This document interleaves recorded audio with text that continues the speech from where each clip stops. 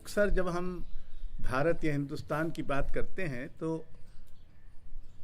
दो चीज़ें भूल जाते हैं, या कम से कम उनका इतना ख्याल नहीं करते। पहली तो ये कि हम सिर्फ एक देश नहीं, एक सभ्यता है। और संसार में बहुत कम सभ्यताएं हैं। और हमारी सभ्यता की एक ख़ासियत ये है कि हालांकि हम 1000 वर्षों से हैं, हम अभी भी हैं। यानी रोमन सभ्यता, ग्रीक सभ्यता, मिस्री सभ्यता, ये बहुत तरह तरह की सभ्यताएं रही हैं और अब वो मॉन्यूमेंट्स में या टेक्स्ट में बकाया हैं।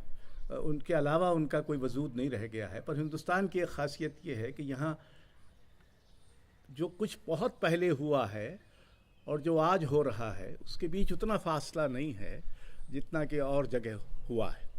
ये तो सब कहते हैं हम बहुत बड़ा देश है, पर इसका ख्याल नहीं करते कि हमारे यहाँ 4000 से ज़्यादा सोशलॉजिकल डिफाइनेबल कम्युनिटीज़ हैं। और ये कोई आंकड़ा मैंने अपने दिमाग से नहीं पैदा किया है। एक पीपल ऑफ इंडिया प्रोजेक्ट है जिसमें 200 से ज़्यादा सोशल साइंटिस्ट लगे थे। उन्होंने जो नतीजे निकाले उनमें से ये किए। उन्होंने दूसरा नतीजा ये निकाला कि इनमें से कोई भी कम्युनिटी रेशियली प्योर होने का दावा नहीं कर सकती।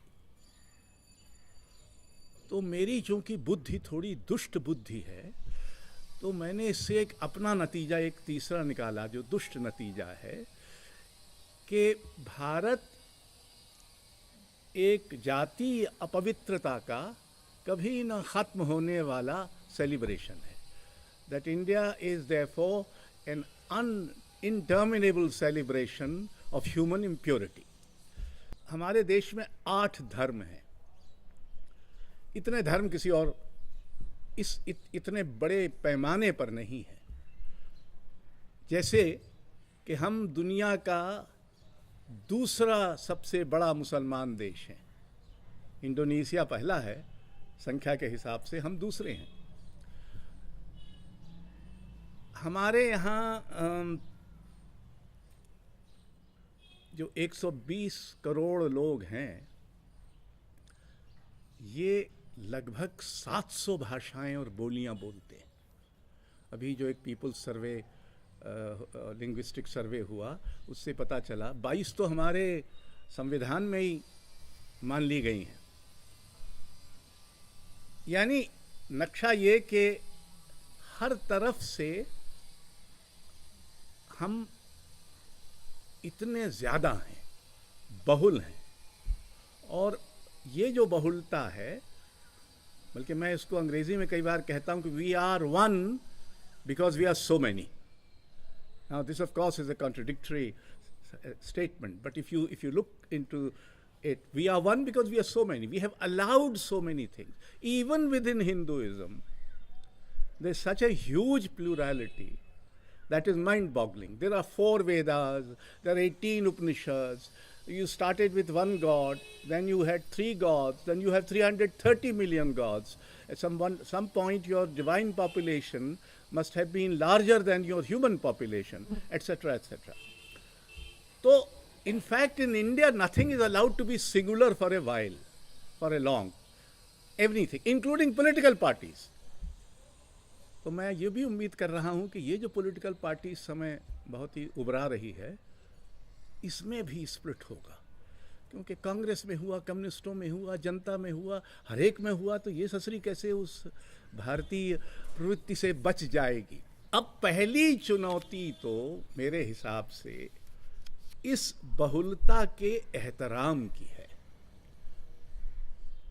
और यूँ तो कहें कि साहब ये तो हमारी सच्चाई का हिस्सा है। ये हमारी सच्चाई का हिस्सा है विदेश में। जब हम विदेश जाते हैं तो हम कहते हैं कि हमारी प्लुरैलिटी हमारा बड़ा भारी एसेट है। जब हम देश में होते हैं तो इसी एसेट को नष्ट करने की सारी कोशिश करते हैं और बार बार ये कर रहे हैं कि एक होना चाहिए।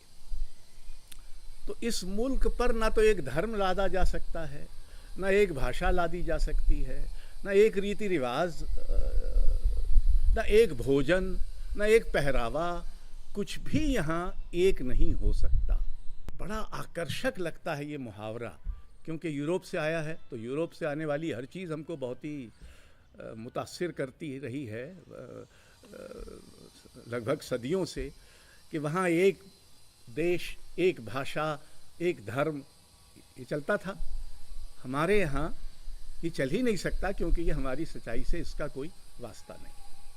आप अगर कोई असहमति व्यक्त करें तो लोग आपसे खौखिया के दौड़ते थे और आपसे बहस करते थे, आपका विरोध करते थे, लेकिन आपको कोई देशद्रोही नहीं कहता था, कोई हिंदू द्रोही नहीं कहता था।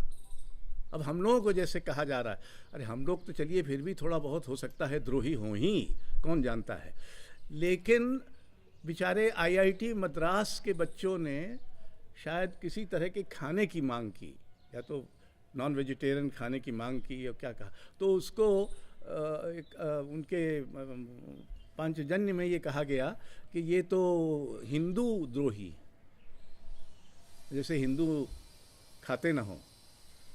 इस कदर एक माहौल बन रहा है जिसमें असहमति का मतलब है, सरकार का मतलब है देश। अगर आप सरकार के विरुद्ध कुछ कहेंगे तो ये देश के विरुद्ध होंगे। अब हम लोगों ने जब अपने पुरस्कार वापस किए तो उसके बाद कुछ इधर उधर बैठकें जो होती हैं, उस तो इनके गोल बना के लोग आते हैं और ये सवाल बार बार पूछते हैं, साहब पहले आपने क्यों नहीं किया? तो उसका जवाब ये है कि भाई पहले कईयों ने किया। अब हम से आप कहें कि आपने 84 में क्यों नहीं वापस किया, जब सिखों का नरसंहार हुआ तो 84 में हमें मिला ही नहीं था, तो हम कहाँ से वापस कर देते।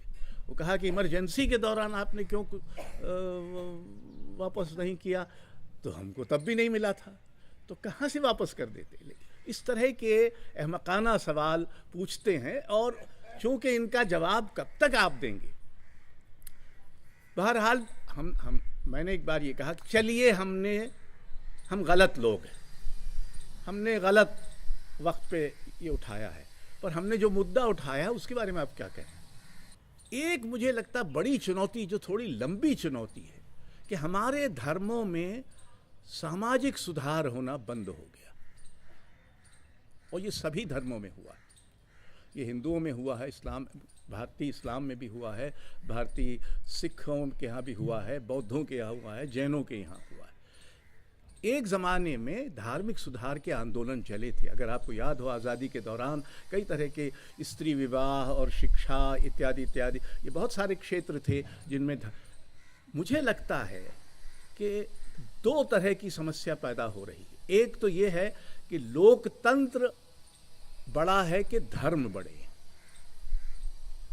यानी लोकतंत्र जो हमें आज़ादी देता है, हमें बराबरी का कम से कम सपना तो दिखाता ही है, और न्याय की गारंटी देता है, वो बड़ा है कि धर्म बड़े। क्योंकि धर्मों ने अपने को लोकतंत्र के मुताबिक जितना बदलना चाहिए था उतना नहीं बदला। वहाँ अभी भी फतवे चलते हैं, फलाने पंडित ने ये कह दिया और ढिकाने मौलवी साहब ने ये कह दिया। ये बात लोकतंत्र के विरुद्ध है। जब निर्भया कांड हुआ तो मैंने लिखा कि भाई स्त्री, औरत और मर्द की बराबरी हमको 1952 में हमको संविधान ने दे दी। अब अगर आपके धर्म में इस बराबरी के विरुद्ध कुछ है, उससे मेल नहीं खाता, तो उसको आपको छोड़ देना चाहिए, या कहना चाहिए कि हम इसको अब नहीं मानते। गांधी जी ने एक बार कहा कि अगर छुआछूत का कोई औचित्य मुझे वेदों में दिखा दे तो मैं वेदों को खारिज कर दूंगा, लेकिन छुआछूत को नहीं मानूंगा। तो ये जो एक धर्मों में एक तरह का, मेरे हिसाब से धर्म लोकतंत्र से पिछड़ रहे हैं। वो इसलिए नहीं कि लोकतंत्र के जो मूल सिद्धांत हैं, अगर आप उन पर ध्यान दें, यानी स्वतंत्रता, समता और न्याय, ये तीनों अपने आप में स्पिरिचुअल वैल्यूज़ हैं। ये कोई हवा में नहीं निकली है, ये भी धर्म से ही आई हैं, अगर आप माने कि अध्यात्म का स्रोत धर्म है। लेकिन धर्म और लोकतंत्र के बीच जो दरार बढ़ रही है, उसमें हो ये रहा है कि धर्म लोकतंत्र पर हावी हो रहे हैं, तरह तरह से हावी हो रहे हैं, उसमें कुछ न कुछ कतर ब्योंत करते रहते हैं, घुसपैठ करते रहते हैं, और उनमें से लगभग हर एक का ढांचा न तो ट्रांसपेरेंट है और न डेमोक्रेटिक है। कोई शंकराचार्य डेमोक्रेटिकली सिलेक्ट नहीं होता, कि कोई, शायद सिखों के यहाँ कुछ ऐसा है, वो संगत अंगत उनकी होती है, और वो भी लेके काफ़ी विवाद में पड़ी रहती है। बहरहाल बार बार कहा जा रहा है कि ये सब हम भारतीय परंपरा को बचाने के लिए कर रहे हैं। ये जो शक्तियाँ जो नफ़रत फैलाती हैं, गैर बराबरी का, कि ये सब भारतीय परंपरा को बताएं। एक तो इनको जवाब परंपरा की ही शब्दावली में देना चाहिए। परंपरा से अलग हटकर आप तर्क देंगे तो बहुत सारे लोग हैं बेचारे, उनको लगता है भाई परंपरा में तो ये कहा गया है। तो जिस राम का ये बहुत ज़्यादा गुणगान करते हैं, उस राम को ही तुलसीदास ने उनसे कहलवाया है रामचरितमानस में। राम जब अपना राम राज्य स्थापित कर लेते हैं तो वो नागरिकों को उपदेश देते हैं और कहते हैं कि अगर तुम्हें मेरे भाई कभी लगे कि मैं अनीति कर रहा हूं तो मुझको बिना डर के बरजना। ये राम कह रहे हैं, तुलसीदास कहलवा रहे हैं।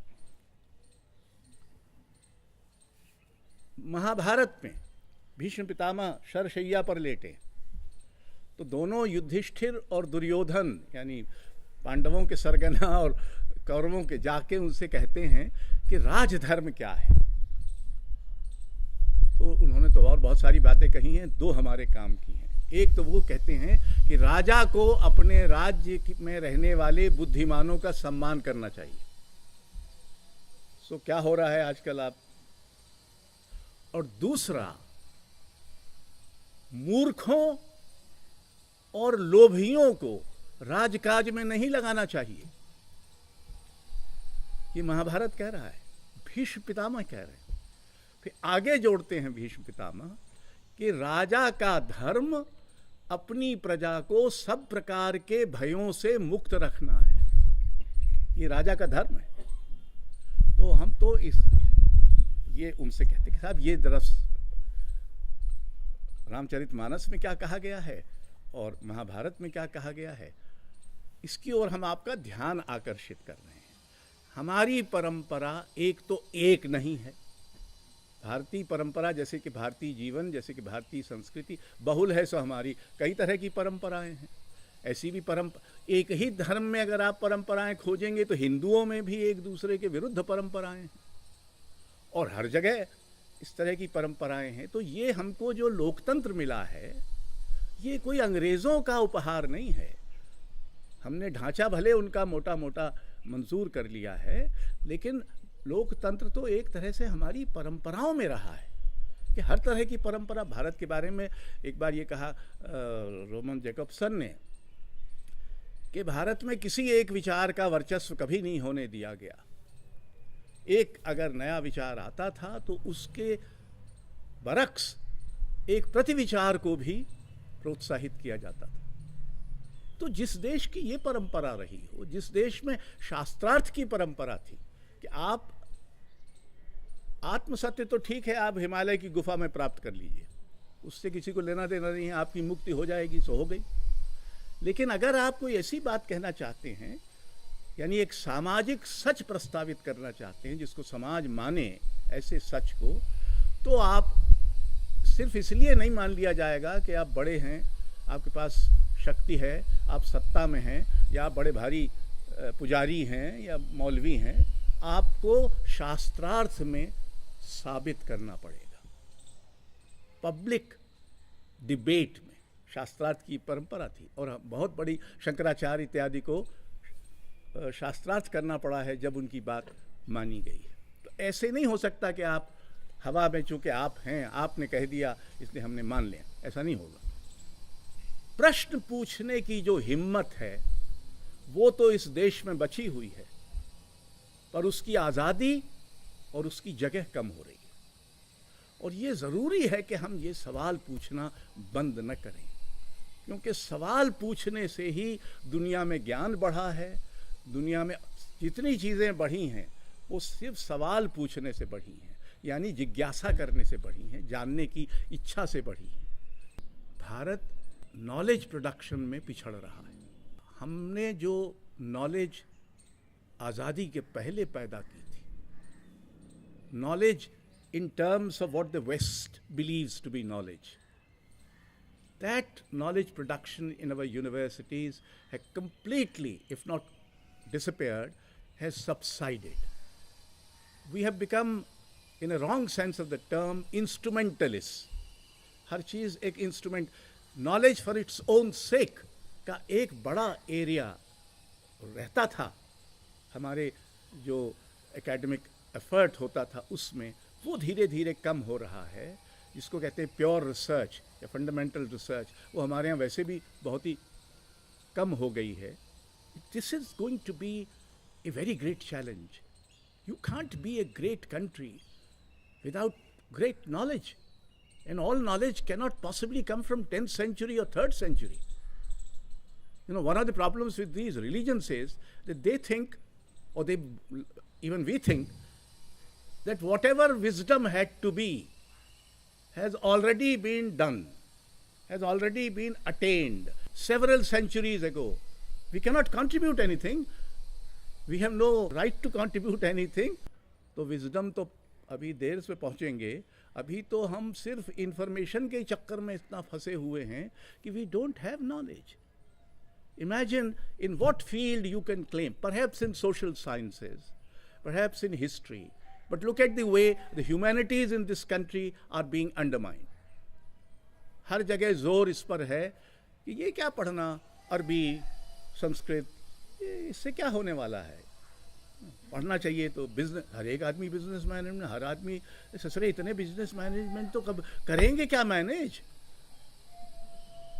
You see, and we have this huge fascination now for technology.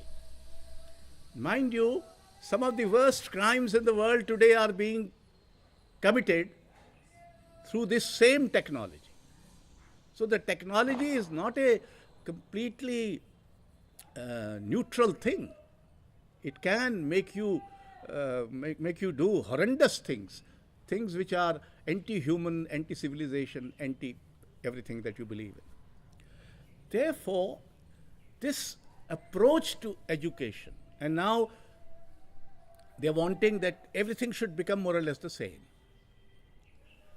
There is a tyranny of sameness, of uniformity, which is being subtly or perhaps not so subtly being imposed. सारी सेंट्रल यूनिवर्सिटीज़ का एक ही सा course हो जाना चाहिए, सारे फलानों का एक, भाई अनेक यूनिवर्सिटीज़ की अपने अपने ट्रेडिशंस हैं, वहाँ नॉलेज का अपना एक जो भी सिलसिला है वो है, वहाँ उसके हिस्टोरिकल मेमोरीज़ हैं, रेजोनेंसेस हैं. How can you all be the same, do the same thing, and the same will be decided by a group which may or may not be democratic, and which can therefore convert everything into a tyrannical structure, a structure of uniformity, etc. So in fact, what we have to say quite openly and boldly and clearly, that what is being now professed is against Indian traditions. It is against democratic traditions. It is against the traditions of our freedom struggle. All these traditions should be cited, and they are all in favor of a plurality, of a certain openness, a certain acceptance of the other. You know, we have not achieved what we should have achieved in terms of equality and in terms of justice. हमारी बहुत सारी समस्याएं इसी बात से पैदा हो रही हैं कि हम बराबरी भी उस पैमाने पर नहीं ला पाए अपने समाज में, इस पैमाने पर वो अब तक आ जानी चाहिए थी, और हम सबको न्याय भी नहीं दिला पाए. तो ये दो मसले हैं जिन पर हमारी आज की जो सरकारें हैं उनको कुछ नहीं करना, उनसे कुछ लेना देना नहीं। हमको सिर्फ, वो बेचारे मनमोहन सिंह भी यही कहते थे, ट्रिकल इफेक्ट ना, कि बूंद बूंद वहाँ से जब 2-4 बूंद हमारे भी पल्ले पड़ेगी। अब ये वो ज़माना गया जब आप इंतज़ार करते कि वो बूंद बूंद आएगा, हमें तो अभी और आज चाहिए। तो ये जो धीरे धीरे जहनियत पैदा हो रही है, इसको दबाना भी मुश्किल होगा। बराबरी का जज्बा एक बहुत ही ज़रूरी और इनेविटेबल जज्बा है, उससे आप भाग नहीं सकते। कि तो अभी क्या हो रहा है, सारी ग्रोथ जो दिखाई जा रही है कि हम 8%, खुदा जाने कितने परसेंट हो जाएंगे, ये हो जाएगा, वो हो जाएगा, फना हो जाएगा। अरे उससे उन बेचारे गयासुद्दीन और रामदयाल का क्या होगा, उसको इससे क्या फ़र्क पड़ने वाला है। सारा समाज बाजार बन गया है। मैं अपने पुराने शहर मध्य प्रदेश में का रहने वाला हूँ। मैं सागर, जहाँ मैं पला बढ़ा, वो हमारा मोहल्ला जिसमें 2-4 दुकानें थीं, वहाँ सारा मोहल्ले में सारे मकान दुकान बन गए। तो मैं पिछली बार गया तो मैंने लोगों से पूछा कि भैया दुकानें तो इतनी, खरीदने वाले कहाँ रहते हैं, वो सब बाहर से आते हैं, वो कहाँ रहते हैं? वो कहा नहीं साहब, वो पीछे पीछे कहीं कहीं रहते हैं। तो ये जो सारे समाज को बाजार में बदलने की का अभियान है, और जो शुरू किया अमेरिका ने, और अमरीकियों की जहनियत तो बड़े, आप सब जानते हैं, आपको क्या बताना, आप चतुर सुजान, कि अमेरिका तो ये मानता है कि दुनिया में 2 ही कौमें हैं, अमरीकी और गैर अमरीकी। और गैर अमरीकी जो कौमें हैं उनका होना तभी तक जायज़ है जब वो एक ना एक दिन अमरीकी हो जाने की आकांक्षा रखें, और अगर नहीं रखते तो उनको रहने का कोई हक नहीं। हमारे यहाँ तो कहा गया है सत्यमेव जयते, कि सच की ही जीत होती है। लेकिन दोस्तों, हमारे समय में हमने झूठ की जीत होते देखी, और छोटी मोटी जीत नहीं। इराक पर जब हमला हुआ तो झूठ कौन बोला? हम आप थोड़ी बोले। एक था अमेरिका का राष्ट्रपति, दूसरा था ब्रिटेन का प्रधानमंत्री, दोनों झूठ बोले, और झूठ बोलने के आधार पर आपने एक देश पर हमला किया, उसको नेस्त नाबूद कर दिया। आपको क्या हक है कि सद्दाम हुसैन रहा होगा बहुत जालिम, और उसको शायद फांसी मिलना उसको बहुत ही ठीक है, लेकिन आप कौन होते हैं? वो देते फांसी जिनको देना चाहिए। और आज जो सारे झगड़े हो रहे हैं, अव्वल तो आपने पहले खुद ये किया और अब आप रो रहे हैं, और फिर कुछ करेंगे ऐसा ही। पश्चिम के बारे में मेरी धारणा धीरे धीरे, माफ़ कीजिएगा, मैं उसका बड़ा प्रशंसक रहा हूँ और पश्चिम ने हमको बहुत दिया है, लेकिन धीरे धीरे मैं उसकी मूर्खता को देखते हुए बहुत चकित हूँ कि पूरा का पूरा west could be so foolish and so stupid in responding to these things in the manner they are responding. Is this the way you're going to destroy anything or remove anything or abolish anything? You must be mentally retarded if you believe that this could happen by doing this. हमारी भारतीय भाषाएं हाशिए पर ढकेली जा रही हैं। ये अंग्रेजी हम पर यूँ छा रही है कि ये ख़तरा सिर्फ उर्दू या कन्नड़ पे नहीं है, ये सारी भारतीय भाषाओं पर है। और पहले, ये पहली बार नहीं है कि हमने किसी विदेशी भाषा पर काबू पाया हो। आपको तो खैर पता ही होगा कि 19वीं शताब्दी में फ़ारसी हमारी, हम फ़ारसी पर काबिज़ थे, और फ़ारसी में 2000 से ज़्यादा किताबें 19वीं सदी में हिंदुस्तान में छपीं, जिसकी संख्या उस दौरान फ़ारस में छपने वाली किताबों से ज़्यादा थी।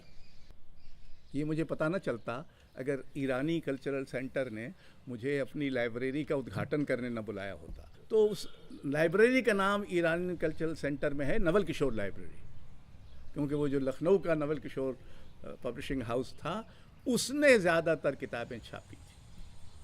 अब ये भी बताने की ज़रूरत है कि वाल्मीकि की रामायण का अकबर ने फ़ारसी में अनुवाद करवाया, रहीम उससे संतुष्ट नहीं थे, उन्होंने एक और कराया अलग से।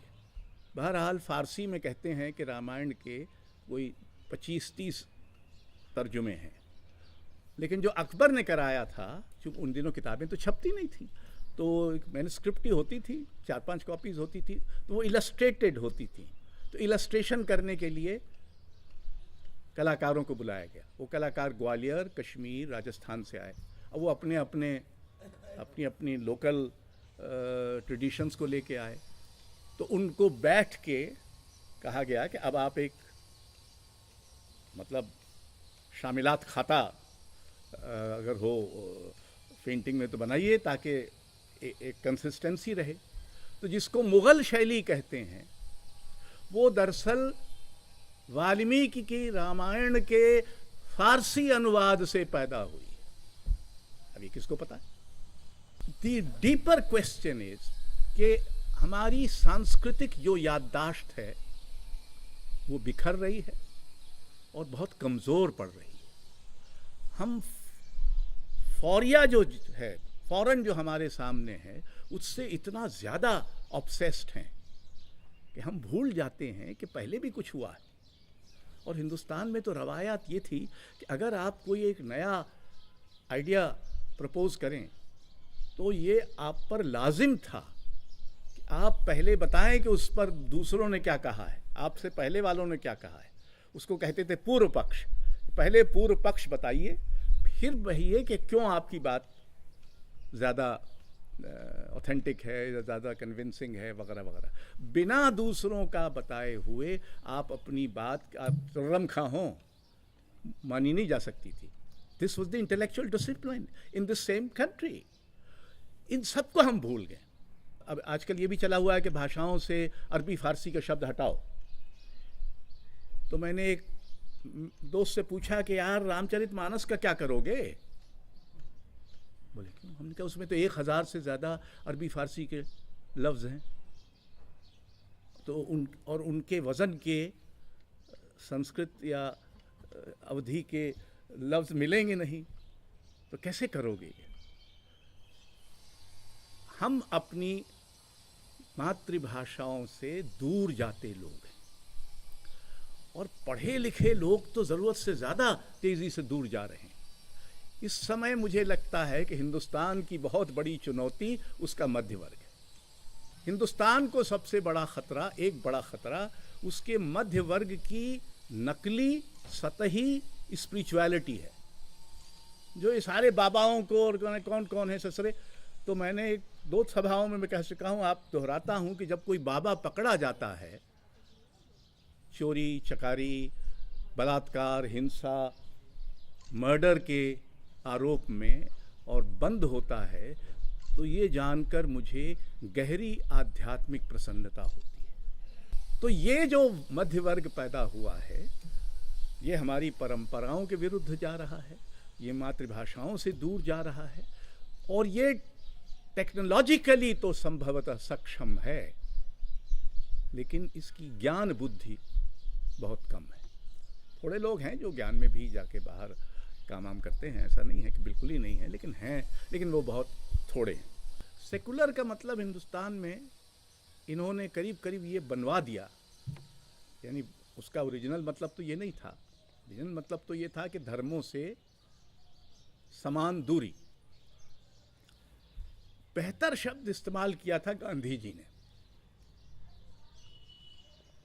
सर्वधर्म समभाव, कि सारे धर्मों के प्रति आपका एक जैसा आदर हो।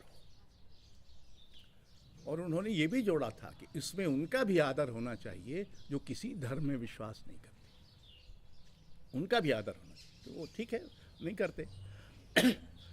तो धर्मनिरपेक्षता को एक तरफ मुसलमानों का तुष्टीकरण, एक तरफ अपनी परंपराओं से दूर जाना, अपनी परंपराओं के ज्ञान का अभाव, तीसरा पश्चिम की नकल।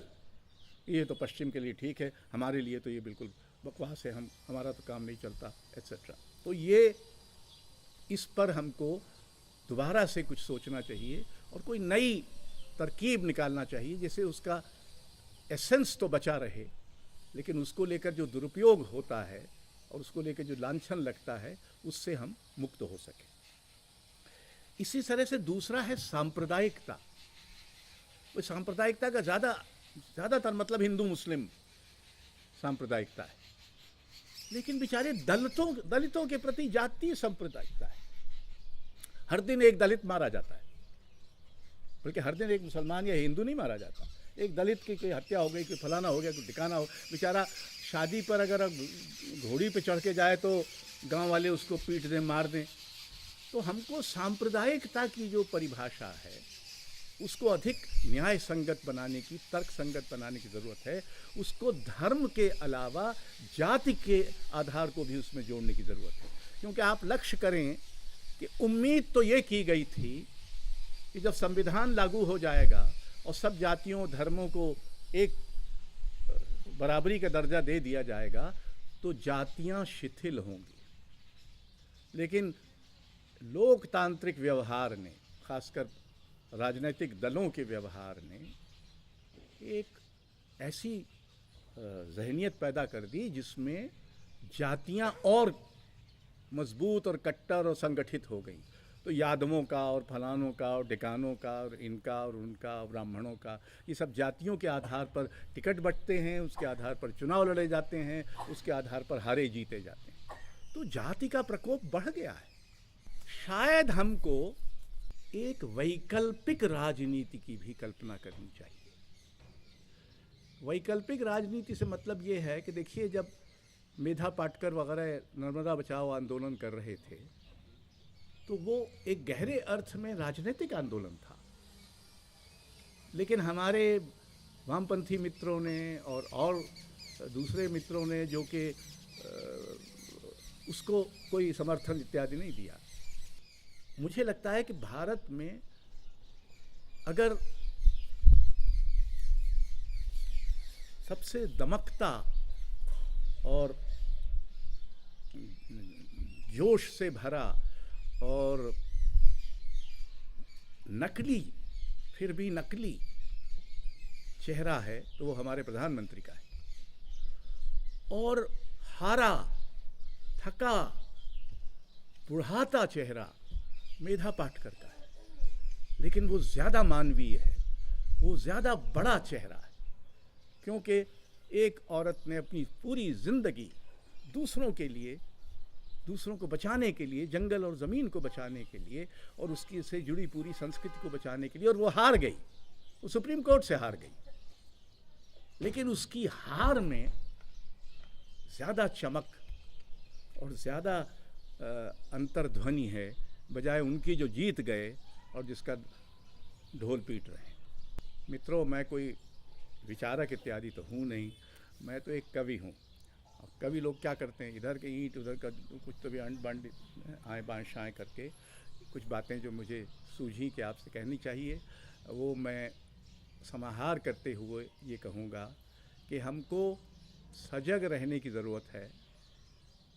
असहमति, बहस की जगहें बचाने की ज़रूरत है। हमें सवाल पूछने की हिम्मत और कई बार हिमाकत भी करने की ज़रूरत है और विकल्प खोजने की ज़रूरत है। जो ढांचा वामपंथी, दक्षिणपंथी, ये जो श्रेणियां हैं, शायद ये भी अब कुछ फिर से विचार करने के काबिल हैं कि इनमें बहुत दिनों हम फंसे रहे हैं। और ऐसे बहुत सारे लोग हैं जिनकी एक ज़माने में वामपंथी, दक्षिणपंथी, हम ही हैं उनमें से एक, हमारी बहुत निंदा होती थी और हमको कहा जाता था कि हम तो, चूँकि हम उनसे असहमत हैं इसलिए हम दक्षिणपंथी। पर बहरहाल अब जब ख़तरा इतना बड़ा हो, और ये ख़तरा थोड़े दिन का ख़तरा नहीं है,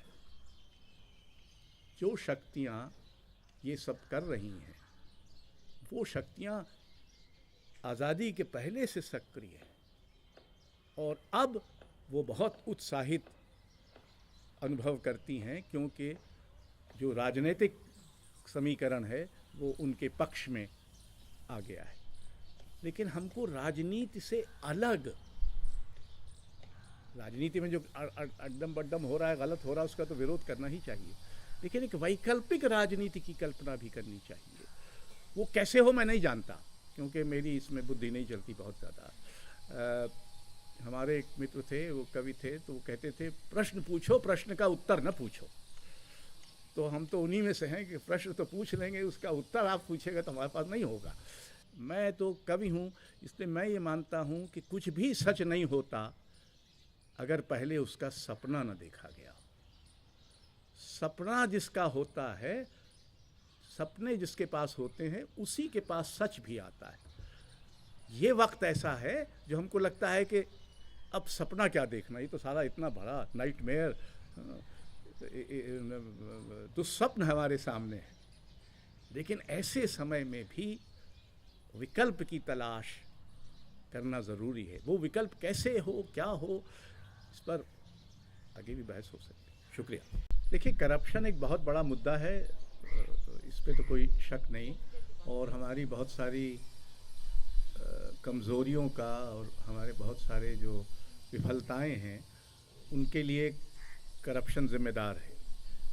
लेकिन सिर्फ करप्शन ज़िम्मेदार नहीं, क्योंकि अगर या तो आप उसको इतना you interpret it so widely that corruption of knowledge, corruption of sensibility, corruption of racial memory, corruption of languages.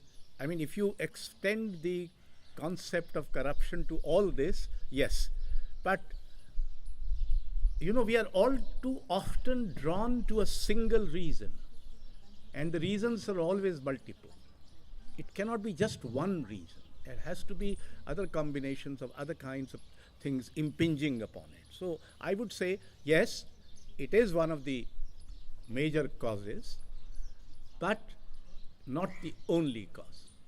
विकल्प होना चाहिए, और उस विकल्प के केंद्र में आज़ादी, बराबरी और न्याय ये होना चाहिए। और उसके जो तरीके सोचे हम सत्ता की राजनीति से अपने को अलग करें। सत्ता से अलग भी राजनीति संभव है, जो सत्ता पर केंद्रित नहीं है, जो सत्ता को ही संबोधित भी नहीं है। हमने बार बार जब हम लोगों ने ये प्रतिरोध वगैरह किया कि हम सरकार से कुछ उम्मीद नहीं कर रहे हैं। एक मुझे इकोनॉमिक टाइम्स की एक लड़की ने फ़ोन किया चेन्नई से कि आज गृह मंत्री ने कहा है कि वो लेखकों से बातचीत करने को तैयार हैं, तो अगर आपको बुलाया जाए तो आप जाएंगे। तो अव्वल तो मैंने कहा मुझे तो बुलाया ना जाएगा, लेकिन मान लीजिए बुलाया ही जाए तो मैं इसलिए नहीं जाऊंगा। मैं कहूँगा कि हमने सार्वजनिक मुद्दा उठाया है, आप सार्वजनिक स्तर पर उसका जवाब दे दें। हम लोग चाय पी के क्या बात करेंगे? हम कुछ लेखकों को रियायतें दे दीजिए, हमको मकान नहीं मिलता तो मकान दीजिए, ये तो नहीं चलेगा। तो इसलिए हमें ये तो कहना नहीं, एक बात। दूसरी बात ये है कि विकल्प, इसलिए आपको अगर याद हो तो हमारी आज़ादी की लड़ाई जब शुरू हुई थी तो वो सत्ता पर केंद्रित नहीं थी। शुरू में वो धीरे धीरे सत्ता पर केंद्रित हुई। इसलिए सत्ता से अलग भी कुछ संभव है, ये हमको सोचना चाहिए। कोई प्रधानमंत्री चाहे कितना ही बलशाली क्यों ना हो, वो जो ज़मीनी स्तर की नौकरशाही है उसकी जहनियत नहीं बदल सकता, क्योंकि ये उसके बस में ही नहीं है। तो इसलिए सारे जो आपने वादे किए हैं उनमें से अधिकांश पूरे नहीं होंगे। जिस नौकरशाही ने मनमोहन सिंह और नरसिम्हा राव और राजीव गांधी को सफल नहीं होने दिया, वही नौकरशाही आपको भी सफल नहीं होने देगी। तो इसमें हमारे लिए एक थोड़ी उम्मीद सी बनती है कि चलिए देर सबेर ये होगा। जो इशू नौकरशाही वाला है वो ज़्यादा बड़ा है। अब देखिए, हम लोगों के ज़माने में तनख्वाह कम थी, काम ज़्यादा होता था। अब हर दिन तनख्वाह बढ़ जाती है, अभी तनख्वाह बढ़ रही है, फिर बढ़ जाएगी। और आप देखिए कि यहाँ के मंत्रालयों में जाइए और देखिए क्या काम हो रहा है। या तो लोग डरे हुए हैं और या अच्छी तनख्वाह पाके मुतमईन है कि अब करने की क्या ज़रूरत है, तनख्वाह तो मिल ही रही है। तो ये जो जहनियत है, इसको बदलने के लिए आप सिर्फ सत्ता को बदलने से कुछ नहीं होने वाला। क्योंकि ज़्यादा गंभीर प्रश्न ये है वो समाज जो इस तरह की सत्ता पैदा करता है। A middle class without a vision, A political vision, is a dangerous class. Any class without a political vision will be a dangerous class, because in democracy you have to have a political vision. जिस जुर्म के बारे में आप चुप हैं उस जुर्म में आप शामिल हैं, तो हम सब शामिल हैं. यानी हम भले बैठ के दूसरों को कहें, पर हम में कहीं ना कहीं वो दुर्गुण छुपा हुआ है. कुछ का काबू में है, कुछ का बेकाबू हो जाता है, और कुछ का दूसरों से मिलके ज़्यादा ख़तरनाक शक्ल अख्तियार कर लेता है. पर हम कोई फरिश्ते तो हैं नहीं, हम भी मिट्टी के माधव हैं. If you stop the stupid from asking the question, you might and up by stopping anybody else asking the question. So that's why I pleaded that even if a stupid question is asked, there must be freedom and space for that sort of question being asked. That's all. ये जो शक्तियाँ हैं ये बहुत arrogant शक्तियाँ हैं. They are not open to criticism and dialogue. They are open to criticism and dialogue only to accommodate certain on certain. But on the other hand, that doesn't mean that because they're going to increase the fearful ethos, we should keep quiet and wait for their fall. You see, everybody will fall as and when the turn comes, including us. I mean, we are not infallible either. But we must not give up this struggle and the vigil. After all, what else can we do? The vigil means that you are not allowing anything to happen which you think militates against the basic principles of our constitution, our traditions, and our culture.